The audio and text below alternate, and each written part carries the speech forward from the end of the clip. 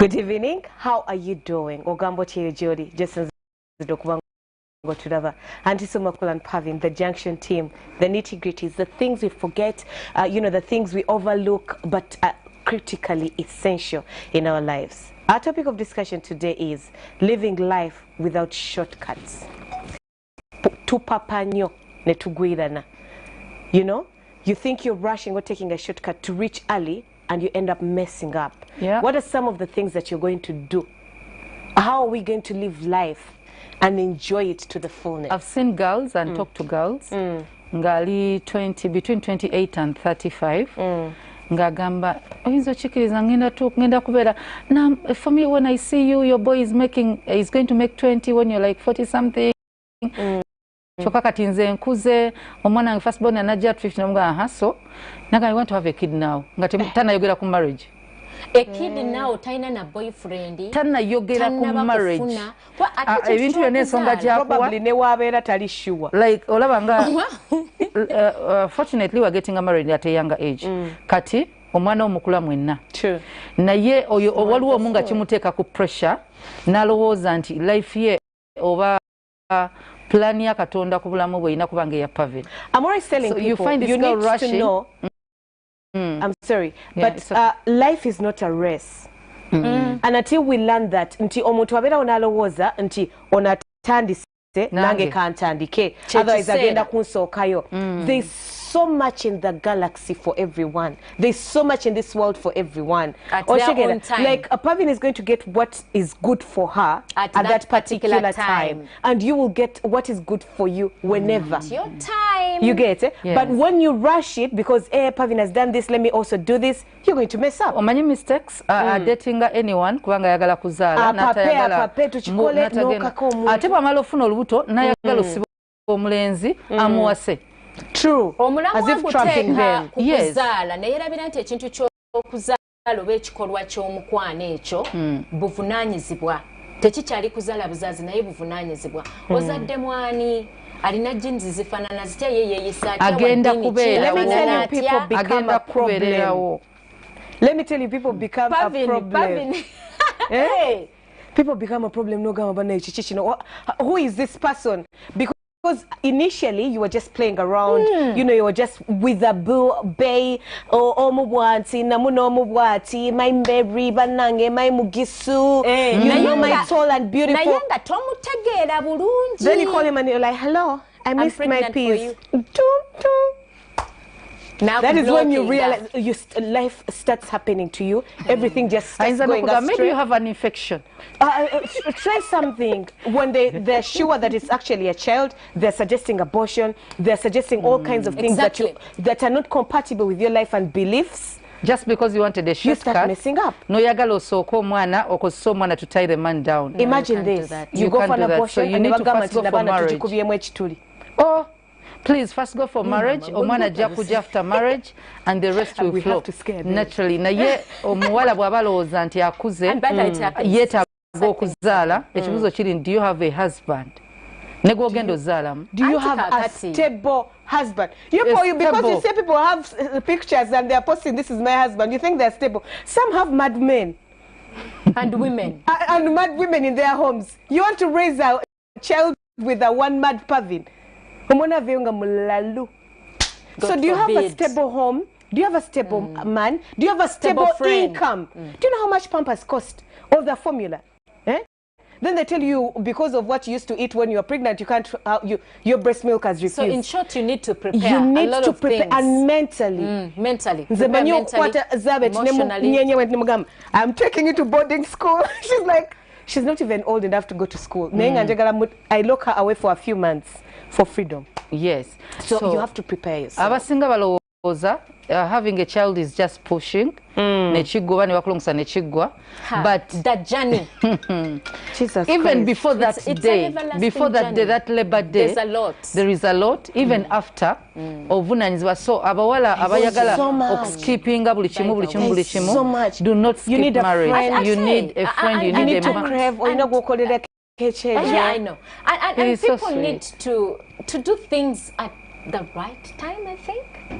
Wakakati botandika okurashinga at your right time, not society his right time. Mwesatulo papa n'ogwa ku bano nabali mwaba kyalina omukisa ng'okyali mwabiri. Let me even get this lady Sinach, she got married ngali over 40. N'azaala omwana ngali asuka 40. Naye she's married, happily married, waliwo buli kimu for the child. Toyinza kuga ogwo gwe yakazaala. Naye nga n'omulala naye omusajja ajja kujja Katonda ajjaba omulala naye kyenjagala okulaga yalwawo okufumbirwa ng'agamba tannafuna muntu amukwana ate nafuna status nga buli muntu amutya. Finally nafuna omusajja amwagala bazadde omwana naye nga bali happy. This is the man who loves you. Buli kimu weekiri kati eyazaala ku 20 nga toli ready okusinga n'owa 40 azaide ku 40. So waliwo abaana nga oba ki kati nze kyendowooza nti buli omu yeetunuulire embeera ze zaalimu. Weetunuulire embeera zo z'olimu kubanga embeera zange teziribeera za Pavin. Omwaka Pavin gwe yafumbirirwako nze ate gwalimu awufu. Omwami we maama matabuta n'ebyange byali birala agatafa. Ukitegeera, so we cannot keep comparing ourselves to others. Let others take their own race. Let us take our own race. Tukole ekyo ekitujaamu tubenga tusobola okwasaganya ate beera ready. Gwe ng'omu ate abakyala nga tonnaba kufuna lubuto lwa mwami oyo, gwe ng'omu in case omwami nga akwefuulidde olina ekikumala okulabirira olubuto luno n'omwana ono gamba kirowoozeeko because things may backfire in a way. Internet omukazi yazadde at 52 mukazi mukulu maama oyo abadde tannatuuka menopause mukama nga vane Katonda munange olaba azaaza ow'ensanvu kati naye ekyabadde ekiri amazing ava from a humble family naye omusajja yamuwasizza buli kimu akirina omwana teyamuzalidde ne mu ggwanga yabeeramu like yazadde ng'omwana tagenda kunoonya kyeyanoonya kyeyalaki ng'omwana takirakinga. So there's perfect marriage, perfect and a perfect timing for you. So abawala banange bagumikirizemu. Ate by the way okubeera nga wavadda mu ssomero oba tewamalako tekitegeeza nti fumbirwa. Oyinza okubeera nga ssente zabuliramu esitu kola emyaka gyonge 5 oba 6 weetegeke. It doesn't mean that it's time for you to get a boyfriend and start kwedoobida muzaale nga tonnatuusa. What's wrong with this man? No, but that's the truth. Now what is that? Smart as you are. Smart as you are. Bakitegedde. Singa abaana bano obugambo obw'abaana. Obayo n'obugambo obujjayo mu kabada mpola n'okasukawo n'okatiisa nnyo bantu. But yeah, that's true. We gumiikiriza beera ng'okola yiya wano also, if you do it very early, you'll get fistula and so many other complications. So many other things, yeah. Yeah, because so the body is not ready. But when should be a particular age when someone should feel like, ndoza, kubana abankwana, ndoza ke kaseera nfuneko omu. It's none of your business. Once you get the right one, do it. Neku S2 afune. There is no right one at S2. Omusajja kwalina mu S2 is not right. Is someone who wants to play with your future, is someone who does not love you. So if you're still young, if you still have dreams to pursue, and you know that marriage is going to interfere with it, and someone comes to you at the peak of your life, they don't love you. Because if he loves you, he'll give you time. Mujja kukiriziganya that as you pursue your career or as you pursue your education, I'm going to wait tukole bwetuti. Like he's an official suitor that everyone knows. Instead of like Form 2 and you're saying he's the right one. Emirundi egisinga abalenzi bayinza n'okuba bali willing to wait. Omusajja ayinza okulinda. Naye abawala balinda. Abawala, the girls could be willing to wait. Naye bamama balinda. Basenga balinda. Abala bavuganye eggaali ne benyonyogera wansi. Bagenda kukola ki? Ne. Edda waliwo ebintu bye twakolanga. Naye masiki yatuleetedde ebizibu. Bw'ateekako masiki talina kyatya. No, seriously. Wanji mama. Edda. That's why they used to tell us not to ride bicycles. Anti ebintu babikona jukira pati y'omwana omuwala bweri. Embeera. That's why. Chovola they say you lose your virginity. Abana b'ennaku zino beesoseka tampuni. A tampon is like this finger inside there. Kati ate bwezimba ng'emaze okukola. Ate ng'ezimbidde muli atambule munyonyogera. Bavuga amagaali. Bakuba mu kwenyonyogera sawa byonna. It's like masturbation. Emunange, this time it's not you, something else is doing it. I swear, Kati to be honest, I've been today old. Today is the day that I've learned why we don't ride bicycles. So there I used to hear two reasons. Mwoba is going to break invalidation. I'm saying, No, but that doesn't two make reasons. sense biologically. One, ekunyonyogera ekyokubiri etuka ekifo ekyo ne kisanyala nerves ne zifa nga bw'onobeera nga busawo otula wano wali otuddeko wano owulira nga akabina kasanyaladde. So you keep rubbing that same place ennyonyogeza ezifa. Muri basego naye kati era omulenzi ne baba atula ku gali asooka naye obugaali wabuvugako savu ate mnenga bakamba tokavuga because nze nakalinyako nga ndi simanyi mukyenda bankuba emiggo mukama katonda ipo tekiba kirungi waliwo emizannyo gy'abawala n'emizannyo gy'abalenzi abawala bajja kukwata abalenzi. Of course era bajja bakwata kubanga already ozuukusiza embeera yonna nga obudde tebunnatuuka prematurely. So what really happens? Ate ennaku zino eggaali zirina buno obutebe obutini bukoonera ddala waliko ka ate obutebe buno obutini busongovu buti sigamba bwe kale tuveeyo eyo kati ate bulinamu ke bubinukamu bwe kati ne gujja bagira. How are you going to ride a bicycle that is kubinukad like this? Haina engeri gye kabinuka ne kabanga kakutuukako bulungi like this. So kati kano kapati akabinuse kotuuzaako obuntu bwo naye makula omanyi nti ennaku zino abaana eggaali bazivuga babebi anti babakedde abazadde babakedde kakati kitegeeza nti abaana tubaduddeyo tubagulira eddole abaana mubajje ku ggaali abaana abawala ngambye kye basooka okufa ebitundu ebigenda kusannyalala bafe sensitivity nga ne balikakwatako tekalinayo kantu nakamu ate woba tolina kantu nakamu bakukwatako wenna okalambadde nga muti gwa ssimu ani ayagala ebyo bw'aba nno talinga kigundi kino ekiki kino ekibasaze ku ttooke ekikolokomba si kikolokomba elugogo anti agwa kyabugazi teyenyenyamu yadde okugamba nti nye ng'ate kinyogoga anti awasanyala tewaba musaayi gutambula waba wanyogoga kwegamba what was the topic? What was the topic? I'm serious.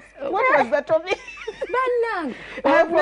Bano programs zetutajjako ya active abazadde tujja basa mtu abana tubasange kanani abana ano beetaaga okubangula bannange ate let me be honest omwana ajja kulaba neighbor shortcut olaba shortcut no you guys let's be omwana alaba neighbor obana ba neighbor nga bavuga eggaali omwana muwabule omugambe na bicycle is no these same girls and boys bali mu masturbation. It's a shortcut. Betandiseeko nga bukyali. Betandiseeko anyway. Narcissism. I don't want to be that person, but and all that. Exactly. It all comes from what are the parents watching around the kids. Even the children themselves. The PDA. What are they watching? You're in PDA, you're trying to prove a point to us, you're pecking, you're doing whatever it is. Omwana mulowooza muto kumbe omwana bw'ennaku zino buli so sharp. Obwongo babuzaala buli mukono so sharp. I don't get it. They're brilliant kids. So just beware. Everything that you do, just know that child is watching. Balya bulungi balya buli kimu. You can see that the child, that she looks at you, she looks at herself. She's thinking, what's going on?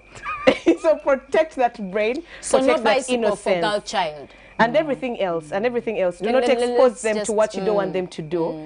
Because if they see you doing it, and they see it somewhere, they're going to want to research and know more about it. And that's how they will learn. They'll start practicing it on themselves. Let's give our children a lot of technology etiquette. You know, how best to use those gadgets. Probably it could be you control the internet. I don't know. Because the gadgets, it's inevitable. It's the era homeschooling. The era omanyi abaana enasachinga nadda mu Xbox nazanya game geno teacher ali busy asomesa oba nabikula ebifaananyi by'obuseegu yeah once in a while obagwako even the phones check ekiro nga mugenzi okwebaka abaana tebeebaka wabatera TV mu mugundi kigenda kubaleetera okuzuukusa bye batalina kuzuukusa you know, which can be really a shortcut which we cannot really reverse you know, and it doesn't work that way.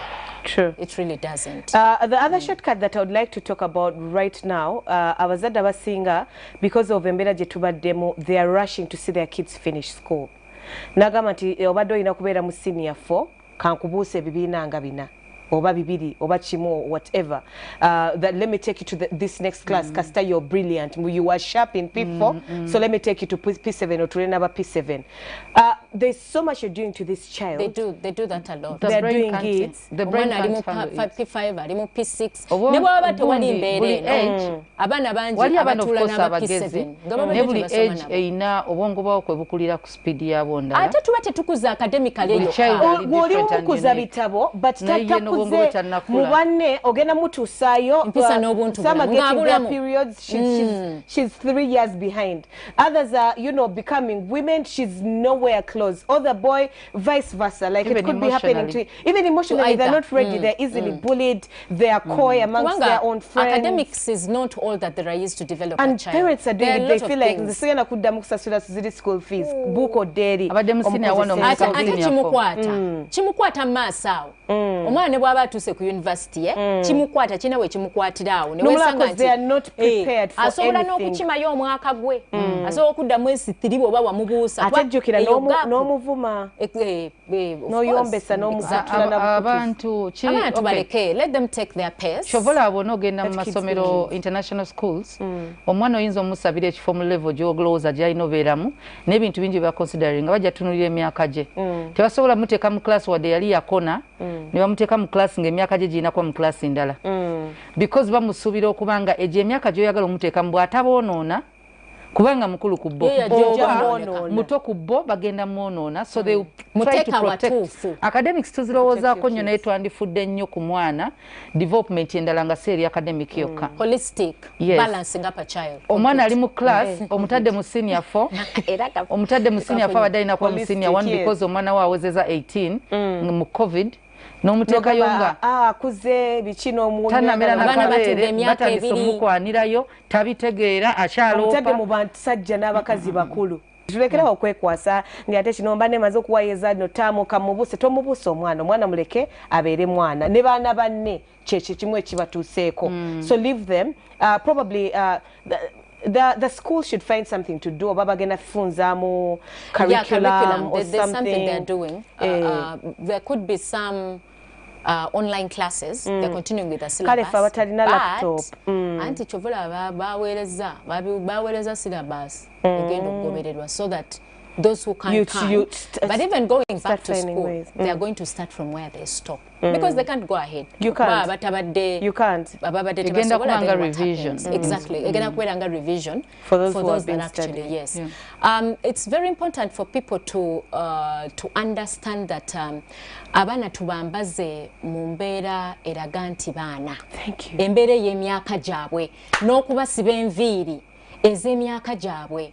Kakati ng'olaba omwana wa myaka 3 ng'omusibya akaviiri ng'akapave. Esatu, I think Esatu. Okay, yeah. There's a birthday party I saw of a girl, but she was making, I don't know how old. Now she's very young. She had lashes on and a wig laid. Yeah. You saw those pictures? I don't understand. I don't understand how. Even me lashes? Up to today, I struggle with lashes and this color in once. Now imagine the chemicals because you've lined the eye. Every time you blink, the tears of buyingira. Omujeri mbuto. Oh yeah, even on the skin. Because every time you wear makeup, pull it down all the time. Never let's get a breather, let's get a break. Because cleaning off makeup, over yongo you chere about. No matter how good your products are. Now this one is over 7, over what? Lashes. Katino oyo no wig abalaba batwala ne ba treating yes some are baby products but yandiwadde natural hair. True. At least wobo oyagadde okuza omwana enviiri. Muziba mbizi saleko. Yeah, do not relax the hair. Zireke. But natural kit. There's nothing like natural kit. If it's straightening the hair, it has a chemical. There's nothing like natural kit nga sigwo wabikoze. Because for me kati manyi enviiri okuzigonza obulungi sota ovacado ogatemu amenvu ne ka oil oteekemu oil ki olive oil osibeke ettawulo mbuzi ziba zigweri bweziti. It's my mom who told me kakati bwoba oyagala kugonza nviiri you can use natural products zibenga ziyamba naye muleke omwana tolwana naye let a child be a child muleke ayite mu stage eyo muleke aginyumirwe muleke azannye ne bato banne mugulire toys tomutwala mu bintu byatalina kubeeramu nosanga omuzadde alina omwana mu bivulu and kids no si mu bivulu mu mabaala si mu bivulu no sanganga birthday party, your child's birthday party. You're taking alcohol, you have a DJ. Bouncing kasa katono tono we an excuse. But whatever is going on, it's a grown people business, so they are going to learn from that and become that. Katino weba no birthday party ngeri wakakali. Tona sanga ngeri ku poolside nga bakulu bali bwerere. These days mothers over interest for their children. Abazadde bali bwerere bagenda kuwuga, abasajja bakula bulalanga bwe bakula because those are your friends, omwana abalaba, those are men. Ne werabira nti omwana ono obesigisiza omuntu ewe bwana abeyambulira mu maaso gaabwe. Tebagenda mutya. Abasajja balinga batadde. Tebajja kirabanga ekintu. They used to see him naked. So ajja kukwata omwana wo nga golo. Because they used to uncle being naked. You're like, even why you taking off your shirt? You run. Nekati omwana agamba, that's uncle. Ngabasajja balinga balina ebinusu mu mpale. Nga balinga balina ebinusu mu mpale nga bizimbye. Auntie Sue. Abana mubawemula. True. It's very upset. And then leaving the early stage, because they're innocent and what? Let's go to 15, 16. Vakis 18 now. You can see a girl child. Ngoloza kusinga n'emyaka. 16 oliwala. 12. And you're thinking, excuse me, madam, what? That. Wale sanze kaba na masomero wanagatulira nyanga bava kusomero. My friend. I don't mean any kind of shade. Yes. Not throwing shade or anything. But now, have you met girls like from these schools, the schools? The hair is flowy. She knows how to wear makeup, like gloss. They tell you this is a 16-year-old. You're like, no. You can't believe. She's like 22 years old. Then ngamuli okamugamba nti bakero bakwana. But men are perverted. Men are not. All the signs you put on the child. Yeah. And it's the parents who are like, yeah, do you want to go and do your nails? Do you want to go and do your hair? Agena neba mbimukala. Rich parents' problems. Neba mutwala mu spa bonna. Neka baby akato. In the massage chair. Tuddayo ddi. Eri mugongo. Obwana buno obuto nazzi kuno salon bali bagitaba sparkles the massaging chair sparkling obwana buno obuto nazzi kuno obwana buno obuto tebwajjanga ku mikolo gya kwanjula mikolo gy'okwanjula mubaamu ebigambo eby'ekikulu ebyogerwa era mu mukolo gw'okwanjula obwana buno okubuteeka mu bugomesi bwonna nga buzembu okulamusa because the thing is tekawo abaana abawala betumanyi nti baana babusa muno mubako mulimu abanakima bana abali singo naye kati oleesa obwana obutombo bujje bulamuse kati kankubulira nze omuntu omukulu gwe nayogerako naye yaŋŋamba abawala abajja bano okubuuza baba abatali bafumbo basisters babanga abagala obbalaga tulinayo n'abalala kubanga mubali abagenyi musobola okubamu abali singo kati tuno otuntu otuli tetulina n'amabeere tuzze kukola kino bantu gomesi zigwa bazikutte bazinywezezza they're opening their legs buzina bubi yeringita tusanyisa okubalaba bassebo ne bannyabo bwe muba munno mubako nga mulimu omuseegu sikaakomawo najja anoonya kukyalo banange naliko waliwo omukolo gwe naliko omugenzi muzaata ne bajja ne babuuza obwo obwana ne bubuuza bwe yakwata omuzinda n'abagamba obwo mubuleese tubukolere ki naye nga mutuufu and he's right mwagala tulondemu obwo tubuukinge kale that's a message taken true it was a message it was clear yali musajja ogenda banenya ate ye ng'akyogeranga bwe kiri era ye yakyogeranga bwe kiri oba onyiiganyiiga naye amazima okoze ki nga message ogifunye because why abaana mubaleke okwanjula kwonna omukolo ne gubeera overcrowded obwana buno budduka budde eno tulondemu parties mwe tutwala abaana baffe baleke kukula nga bakyali bato ebifo gye tubatwala abaana batutte mu mizannyo gy'ekikulu boogedde bamwe mulidde ku stage no bagenze mu theatre muli mu theatre mulaba movie mwenna movie y'abantu bakulu naye ogeza omwana tolina obadde omulekera nti ali togenda oba tonnatuusa kugenda bw'obula gw'omuwa kajja kwebakirayo Bambi no don't do that please don't do that it's not okay you're rushing them let kids be kids let them have their own kind of fun let them enjoy every we used to play over round game 7 stones sonko like bring them back teach them Do you remember this game? Madonna, Madonna, take a biscuit, choo choo choo wah a biscuit. I've got a best friend, a biscuit. Better share we. Okay. Ngatweraga. So enaku zino bazina birigita. What is birigita by the? I hear kids sing that song. By who? Oh, Jesus Christ. What's his name? Naye kakati n'ennyimba zino zennyini. Think for maker. Then waliwo akayimba Jesus. Abana omanyi nti Nasara Rhymes azimanyi. A girl dancing to that song.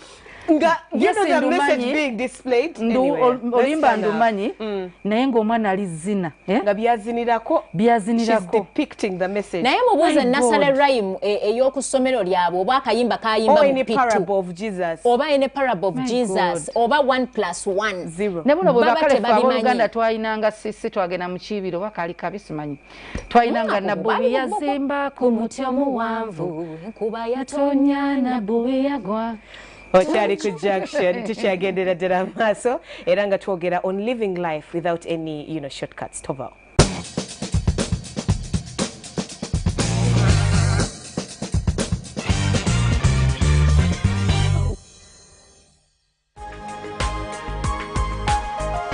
Soul Television, Femunyo.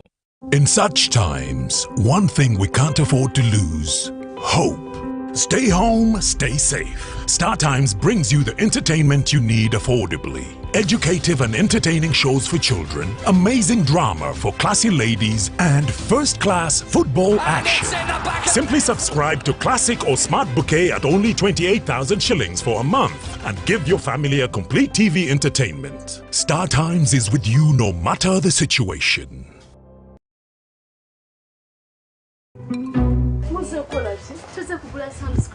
Really? Chukana kisi soko chini.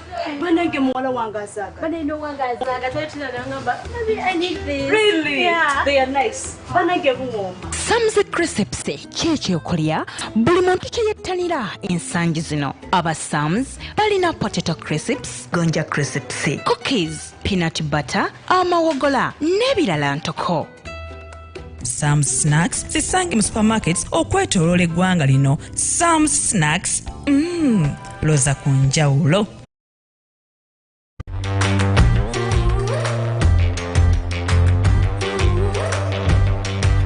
Engeri gye tulina ebyamaguzi ebisoba mu bukadde obutaano weerowoozemu ofune ky'oyagala. Jumia kye weetaaga buli lunaku tukikutuusaako. Tusaze emiwendo kujjirayo ssente kusa MTN Momo. Kati gyeyo ssente ku miwendo egikyasinze okuba egya wansi okuva nga 1 Ogwokutaano 2021 ate weefunire ne Century Points buli lw'oteekako lw'osindika oba lw'oggyayo ssente ng'okozesa MTN Momo. Genda awali ba agenti baffe bonna mu ggwanga oggyeyo ssente ne MTN Momo ku bisale ebisaliddwako. Everywhere you go.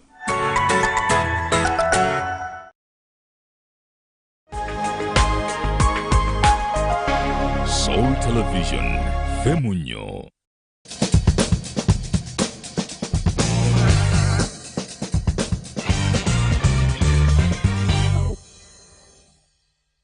Okyali ku Junction tukyagendera ddala mu maaso era nga twogera on life's shortcuts that people tend to take. Era nga tukkiriziganyiza we should let the kids be kids in every aspect. Mwaba bleaching abaana ne mubanywera walagi. Babamirira makerenda kati agerusa. Omukyala abeera muto n'amirekerenda omwana yeruka muzale kati omwana oyo aba yeruse biri nakyo oba bina backfiringa. Simanyi kye baliko abakazi. Naye kiki nnyo? It's very absurd. Because how would we describe you as? These are permanent damages that you can't even reverse. Yes. In a way. Omuntu what if your child ayagala gets a complication? Era basinga bafuna complication. Kuba mwe mu byensiige mwolwedde mukuze ensusu zammwe tokyasuubirayo lupya lususu weeyononera olususu lwo naye omwana muleke bw'aba muddugavu muleke asigale n'obuddugavu bwe kibe nga kimuyamba. N'abakazi abaagala laavu nga balina loga basajja. Shortcut. Eyo shortcut. Shortcut eri important. Banangereko omusajja apasuwe. Tugenda bitera mu mmere. tugenda bikutera kulujirwawo tuyiwawo ne bwana kwagala nakomayo ero ojja kumanya ku mabere go oyita musajja baganyegena mu station ngatoyambadde engoye kunama olyoka weeswa kunameno bannaye jukira kadde kaki nze omwami wantuusiza okubanga genda bakwata ne bakutwala ku poliisi nga tolina ngoye ate nno bakunamira ddala kale ne bwe bibanga byamuteera mu mmere kyonna omusajja musabire weeyise bulungi ate era tolijja appreciatinga kubanga omusajja ne bwanaakulaga laavu weeti ekulukuta era ojja kumanya siba kumulunga abadde tajja kunjagala ekizibu kyebintumunyogereyo wano yateredde tagaba biri permanent so kakigenda tuuka kiveewo nga omaze omuzaalamu abaana ngaabo bataano ngeri laavu ye eddogo egenza alyokakusyawe nga n'abaana tabaagala nga kyonna kyonna ekiva mu ggwe nga takwagalirako ddala it's not you he wanted. Don't. You know, mwogede na ku ddogo, but some people use kids as a shortcut. Nagamba let me trap him. You get? Like andetewo omwana abajja kuba talina kyakola nakwesuka inagenda ne wabazadde wonagamba omwana waffe ne yeewaayo nga there is no other way but to get married. That is a shortcut that you don't want to take. It backfires because at the end of the day gwe kenyini oba weemazeemu obwesige ng'omusajja tasobola ku appreciatinga your natural beauty or natural behavior ennungi nga kugamba olina gwe okusoosayo omwana. That is maybe lack of self-esteem. Gwe weerabidde kikyoli. You don't know what you bring to the table. Yes, you really don't. And at the end of the day n'okozesa omwana omulamba okumuteekamu ezo mixi zammwe. It is not good. N'omusajja ono muli aba amanyi nti ekintu kino nkakiddwa si kiriimu because that's a real shortcut. It's a real shortcut. Bino ebintu bya lecturer n'ogamba lecturer tetukyakozesa bigambo ogenda bugenzi n'ojja mu top. I will give you everything you want as long as you give me an A and a first class. That is a shortcut. But first class as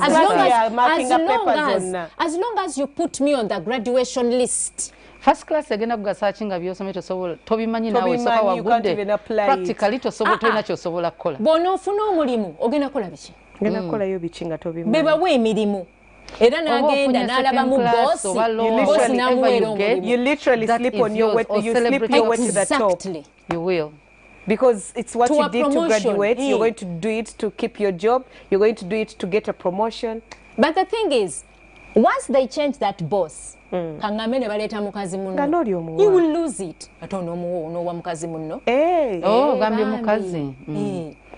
Ate ekyo tekikoma. Okimanyi nti otuuka n'ekiseera n'osetulinga n'ofumbirwa naye ng'ekintu ne weebakanira ndiro rent yagwe. Byonna rent agweyo gamba oba weefudde gundi, weefudde maali. You have a weapon. Which is not good. I think, and those things that we do to shortcut, they backfire. Ate bwe backfiring oba tolina bw'okizza. Because it's your fault. You're the one who wanted to rush through life. Let's learn to be patient and tolerant. This lady nga balina problems nyingi nnyo naye yalina favor mu family y'omusajja nga omusajja amukooye. What she did, she slept with her father-in-law. Bannange. Nti asobola okusigala mu family. Like father-in-law yali talina kyakola okuggyako okukakanga omulenzi osigala n'omuwala. Nkuzaaluka bw'omukyawa, those things. Nga omuwala blackmailinga family. Yali ayina kyekyo. Hold up. So they got Satan herself and put her in their family. Kyabululu yali ayina kyekyo. Naye teyabakolako witchcraft oyo. No, that witchcraft. Kati atuuka atya mu blanketi ya Sezaala? What was the Sezaala doing to allow? I'm There's a problem. Do you know what women can do? There's a problem everywhere.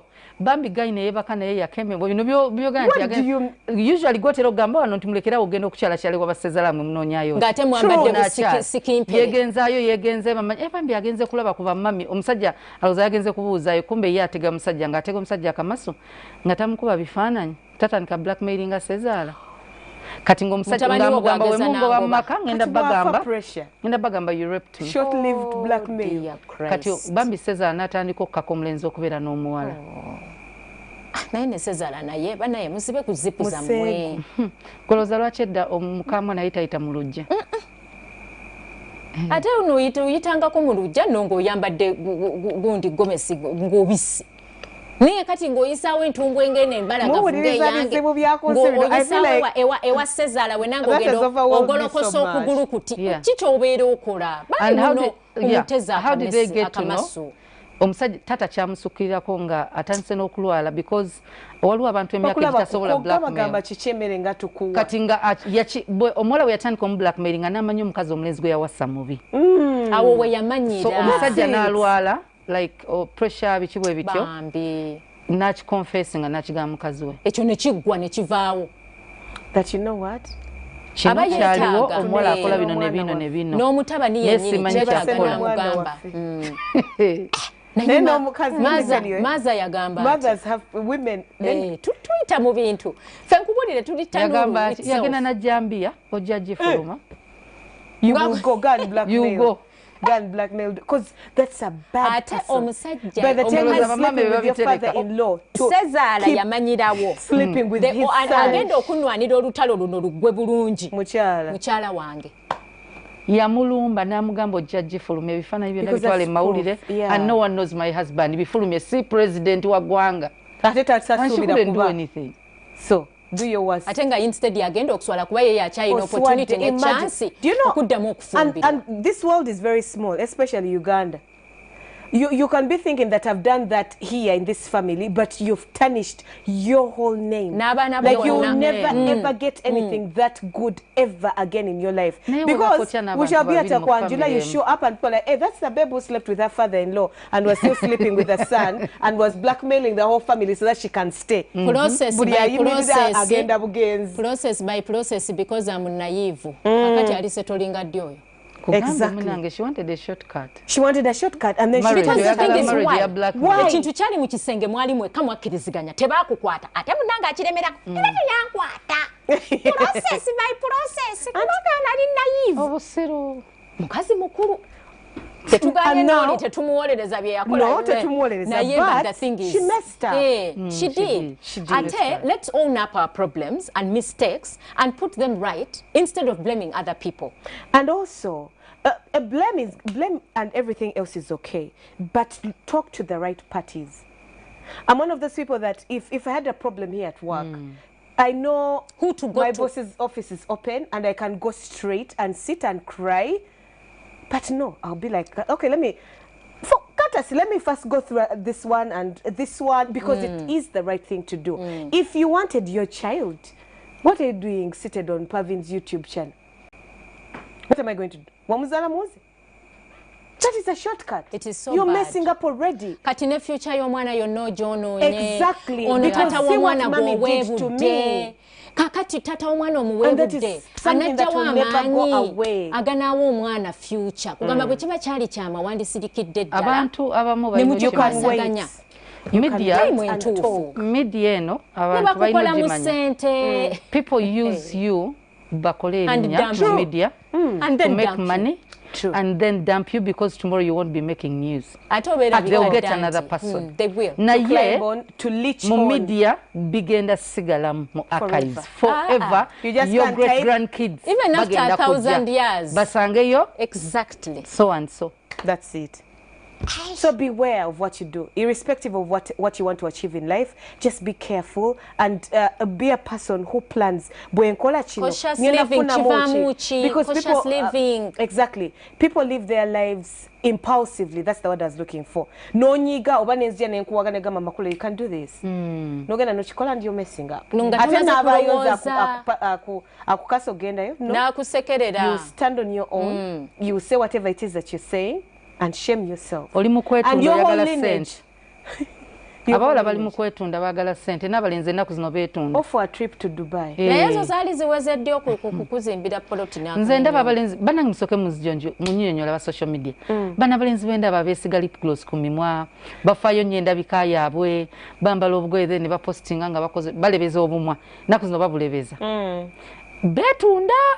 Are they marketing themselves into abakazi babalabe then babakwane ekituufu kye bali kyeki bapostinga bali mu gym ngali mu kapale kokaka mu kuterisi kati mu gym oyagala bambalire naye abantu singa bamanyi nti buli musajja ekitundu akirina era tekikyatukanga. I feel like baba beerabirira bwerabirizi.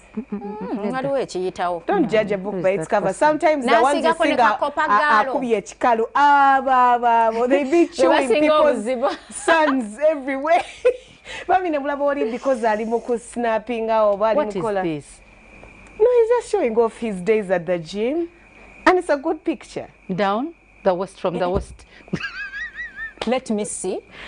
Hey, from the west. What is that? I hadn't seen. Okay, now that one has a problem. Phone. I'm very upset.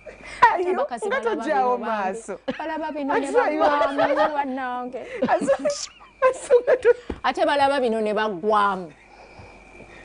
Ng'oweddemu ati twala essimu yo. Okyali muko? Nkyalimu nnyo. Okyali ku junction. Tukyagendera ddala maaso era nga twogera ku shortcuts. Some of the shortcuts that people tend to take in life that should be avoided. Toval.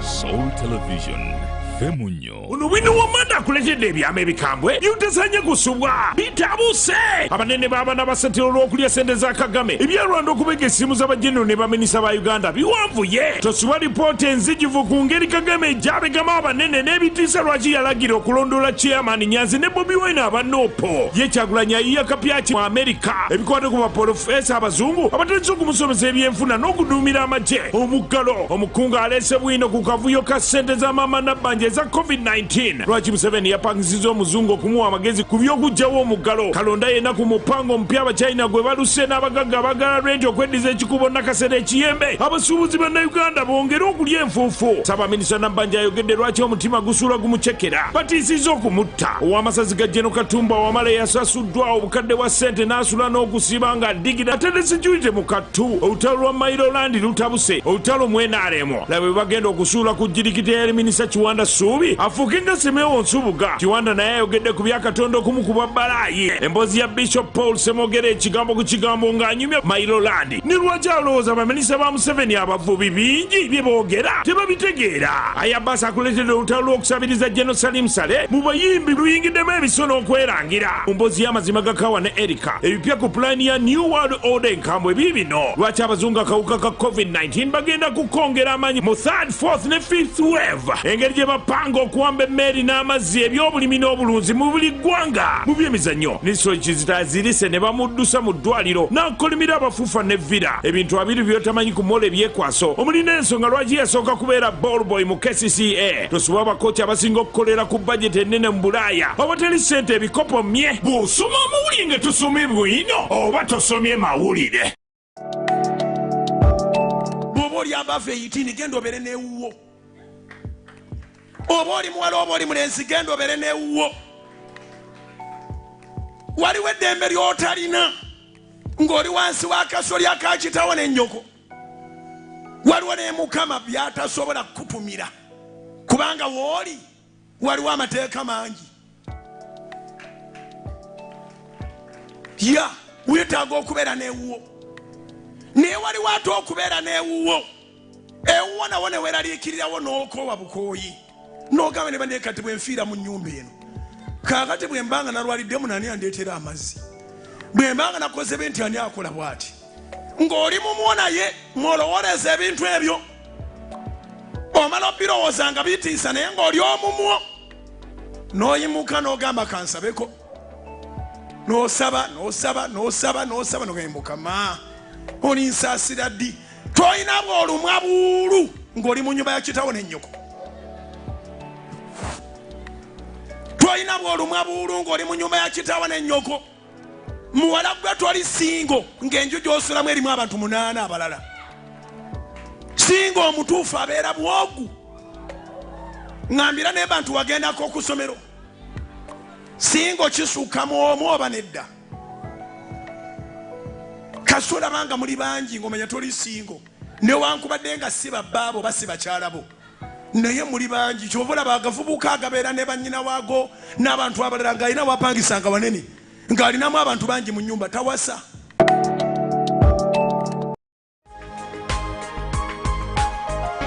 Soul Television, Femunyo.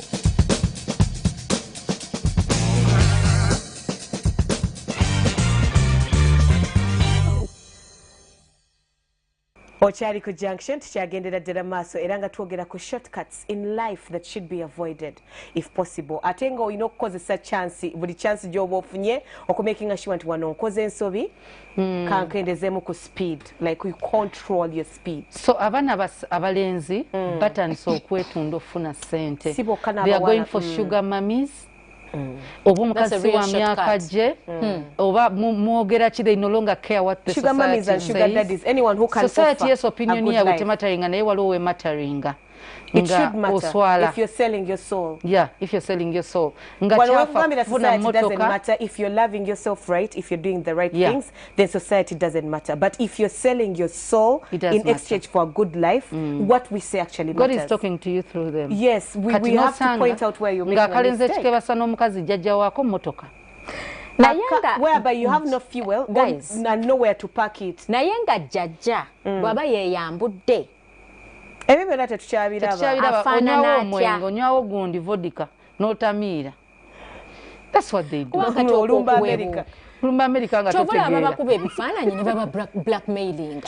N'abawala abawala beebaka n'abasajja abakisusse abasusse ennyo nabo for good life. Nga naawe oluto lw'omusajja olulabira ddala tolina woolaga.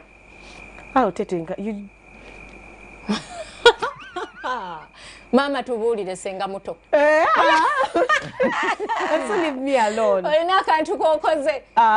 But people do it. Shortcuts. And the millennial generation is messing up a lot because we live in an era whereby peer pressure and the need to impress and to fit in is too much. And the good life is published on everything. So much. People post what they want you to see. Or I can be crying, no smiling in my Snapchat, no laws I'm happy 24/7. They are giving an impression which is not realistic. We only post what we want you to think that we are living. So I get a picture whereby my husband took me to Maldives like 4 years ago. No laws are paving against the Maldives. Let me sleep with this guy so that I can go to Maldives. You're selling your soul, your life and your future for a memory that has just been brought back.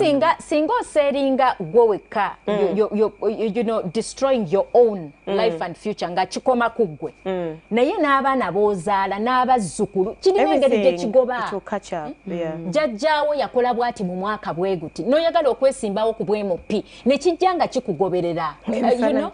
His nudity is out there. It is. And really, how do you put that right? It takes a while. Ate ebintu bya social media byantabula. Also, stop sleeping around if you don't know who your grandparents are, or like you're not sure who your uncles are. What if you sleep with a relative? It's very easy, and it has happened a lot. And then you find out on your kwanjula and you collapse. Babuzo mugola abadde kye basanyo. Sina kwanjula muli muleba wodi anti mulizi tebamulabangako bamusanze kolo ng'ova kuzaala temukyalanga ng'omwana alina muyita kojja. Problems. It's something that we should avoid. It's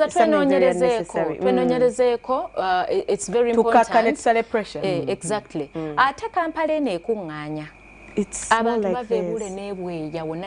On top of people, abantu basala word without even a reason or cause.